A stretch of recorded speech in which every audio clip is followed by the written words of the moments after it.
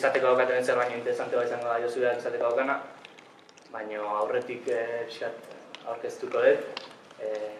Hainbat dokumentalin ditu, barrua begiratzeko deioak, Sason Alaba, Sagarran denbora, eta iaz estrenatu zen gure oroitzapenak, Joseba Sarrien handian obran inguruko lan kolektiboa, eta bertan ere parte hartu zuen, eta hain zati horri segia ematen dion labur bat grabatzen nahi da.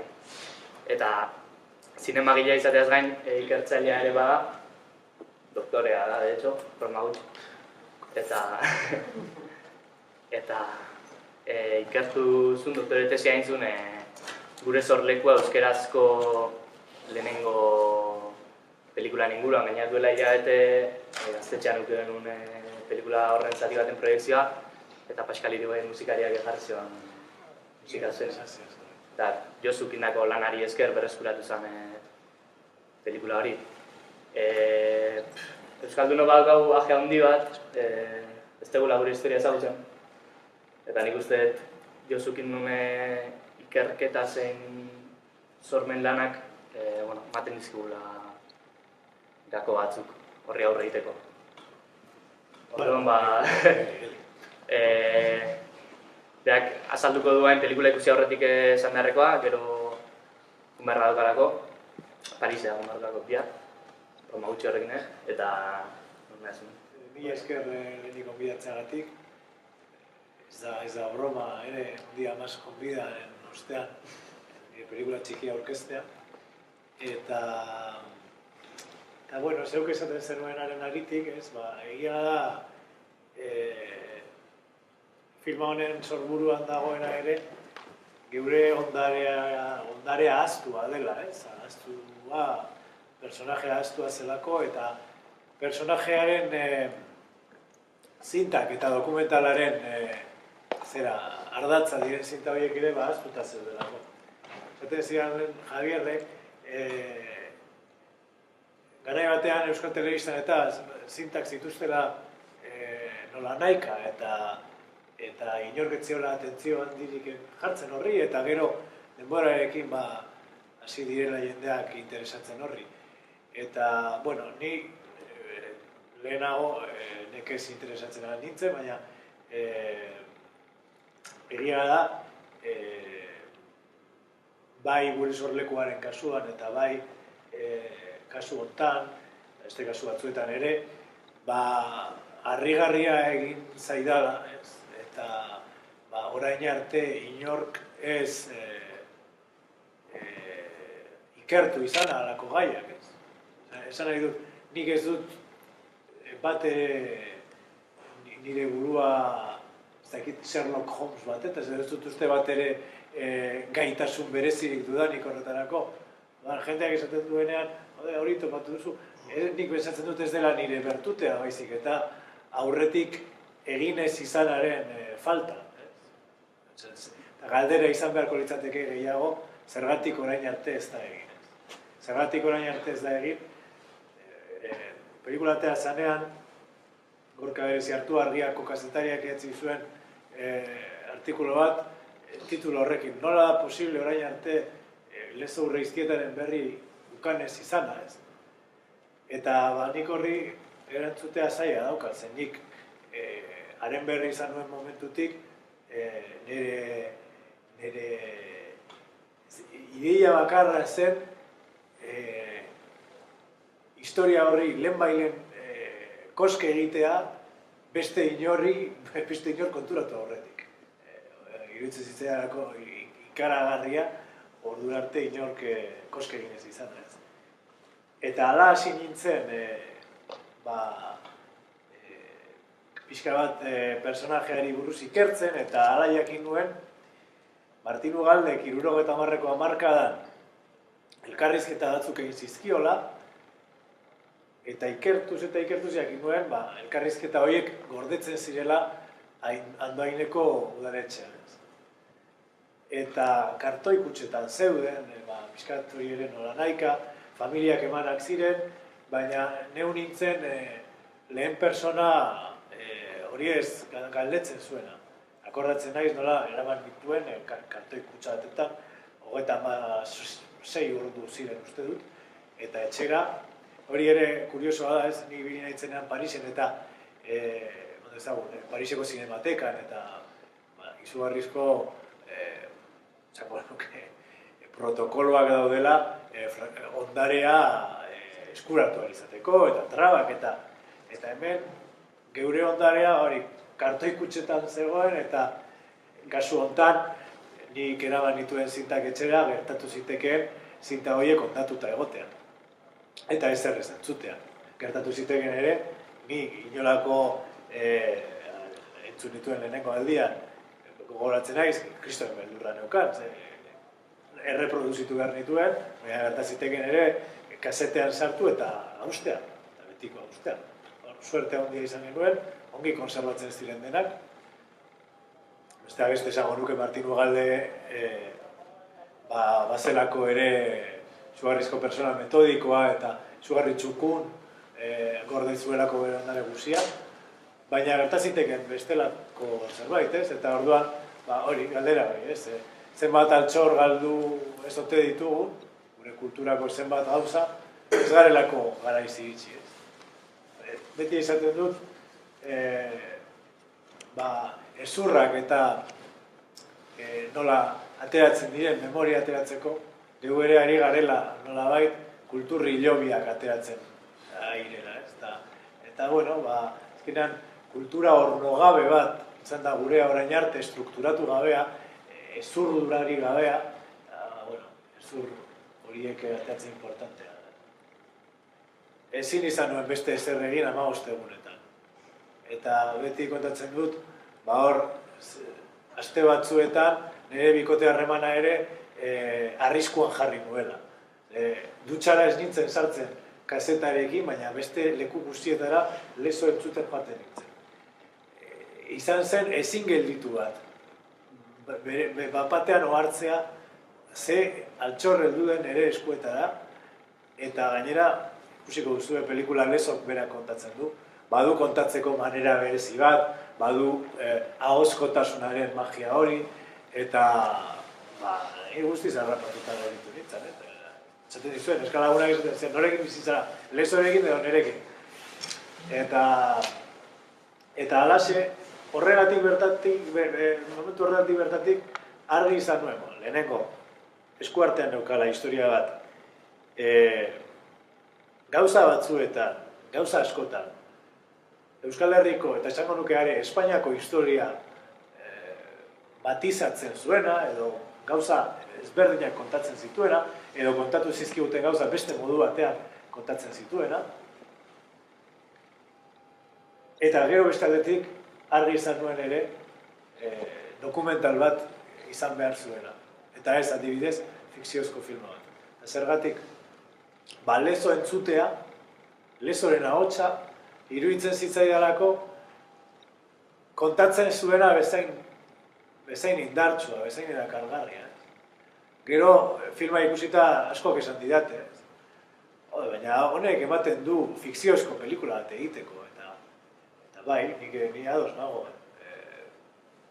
Amerikanoek ja 5 pelikula eginak izango zituzten. Lezo amerikanoa izan balitz, edo frantzese resistentea izan balitz. Baina lehenengo, niretzako, importantea zen Lezoren ahotsa rekuperatzea. Lezori ustea bere bizitza berak kontatzen. Eta gero etorriko dira, nik seguro nago hemendik aurrera, etorriko direla Lezori buruzko historia gehiago. Ordu bat irauten du dokumental honek, eta 36 orduko elkarrizketa batetatik pentsa. 35 ordu kanpoan gelditu dira. Eta gelditu dira askotan kanpoan, historia barnean gelditu direna bezain interesgarriak eta harrigarriak eta interesgarriak historiaren ikuspegitik, harrigarriak historiaren ikuspegitik. Zergatik hautatu ditudan batzuk eta ez besteak, azkenean pelikula bat egiten duzunean, ari bat segitu behar duzulako, eta koherentzia bat, ez? Eta orduan, badira historia pila bat, izugarriak direnak, Bilbo, Irlandatik, Bilbo erorita, Irlandan Sinn Féineko laguna baitzen, eta Irlandako presidentearen laguna baitzen. Irlandan barku batzuk gorde eskutatu eta Irlandatik Bilbo inbaditzeko plan bat izan zuen, eta kontatzen du, baina ongi zehaztuta eta Prietorekin eta hitzartuta, eta horrelako hainbat eta hainbat historia daude kanpoan utzi behar izan ditudanak, hori, ari bat jarraitzekotan, pelikulan, behar duzulako koherentzia bat, ez? Eta bestela, adarretan gehiegi galtzen zarelako. Joan den egonan entzunion Arkaitzkan hori, egizue Imanol kantariari buruzko novela bat idatzi duela, eta esaten zuen fikzioaren eta historiaren arteko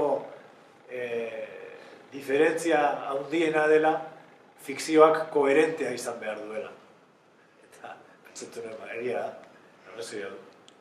Hemen ere, hau ez da fikzio bat, baina historia bat kontatzen duzunean, azkenean, sortzaile bezala koherentzia bat bilatu behar duzu zure relatoan, ez? Eta historia kaosa da, historia abarka ezina da, ez? Hori da diferentzia. Ez hasi pentsatzen, hau egia ote da, hau nola da posible, hau zergatik ez dugu lehenago jakin. Nik esan dezakedana da, Lezok hemen kontatzen dituen asko, guztiak ez, ezin direlako guztu.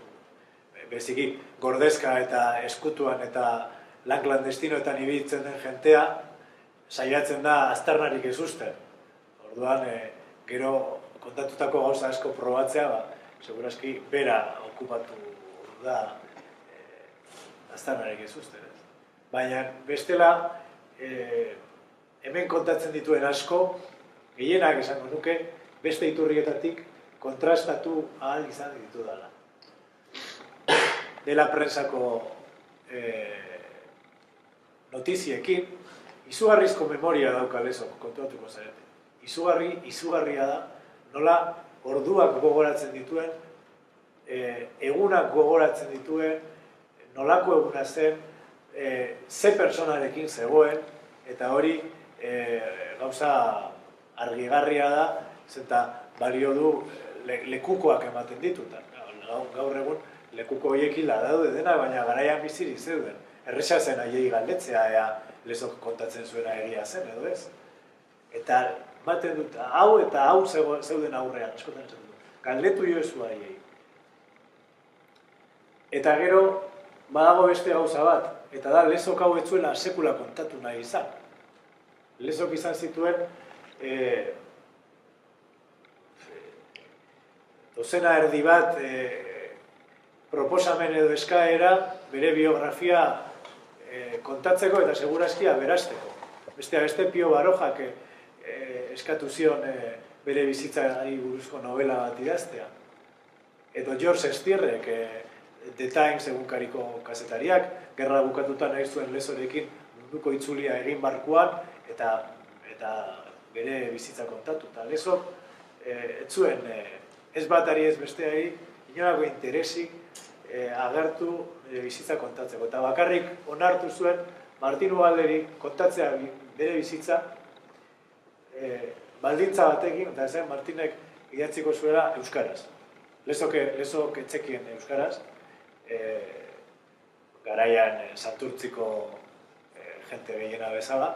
Naiz eta aita, ez zuen urrungoa, hemendik urrunekoa, Bergarakoa zen aita, Lezoren aita, Urreiztieta, Joakin Urreiztieta, baina berak etzekien euskaraz, Lezok.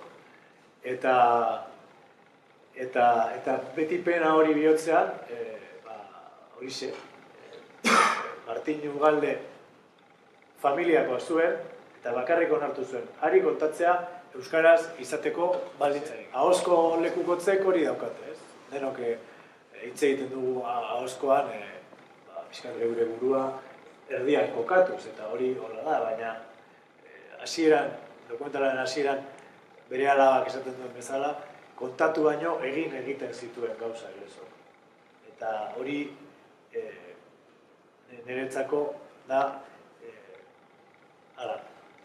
froga aski garbi bat, erakusteko nolakoa zen eta gezurretan ibiltzeko beharrik ez zeukala.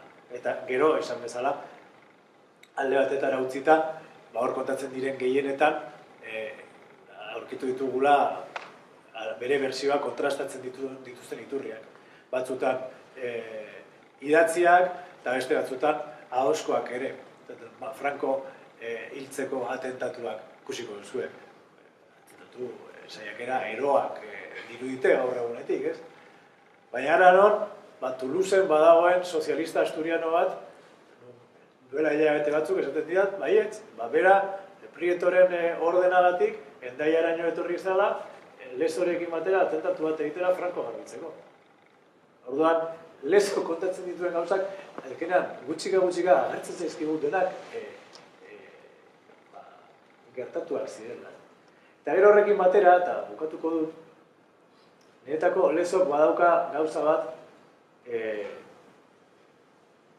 gauza asko ditu, ez? Oso, lehenik eta lehen esan dut, zergatik orain arte ez den ezagutu gaitza. Segurazki, nire hipotesia da hori, baina, segurazki, personaje inkomodo bat delako jente askorentzat. Nire ustez, herri hontan, ez dakit, agian herri guztietan, baina herri hontan bederen historia egiteko joera izan dugu honen eta txarren historia. Pizkat manikeoak, euskaraz esaten da, guta gutarrak, gora guta gutarrak, esan nahi du, guta gu, baina besteak, eta lezorengan gu asko sartzen da, eta gutar askorentzat zen gu bat, baina gero lezo zen batez ere gizon libre bat. Ikusiko duzu pelikulan, lezo hori, esango nuke Euskal Herriko familia politiko nagusi guziek mesedeak sordizkiotela. Jeltzaleek, etakoek, sozialistek, komunistek, denek. Baina, naiz eta denetzako lezo pixka eta hiena izan, lezo ez zen inorentzat erabat beraiena. Eta horregatik nik uste bere ondarea edo bere persona, ikusiko duzuen bezala, inork ez duela errebindikatzen al osoki. Inork ez duela errebindikatzen al gudari santua bezala. Ez da sartzen eskema horretan. Gizon bat da argitzabez betea eta kontraesanez betea eta paradojaz betea. Baina, bueno, niri behintzat iruditzen zaizkit askoz interesanteagoak horrelako personak. Santuen bizitzak aspergarria dira.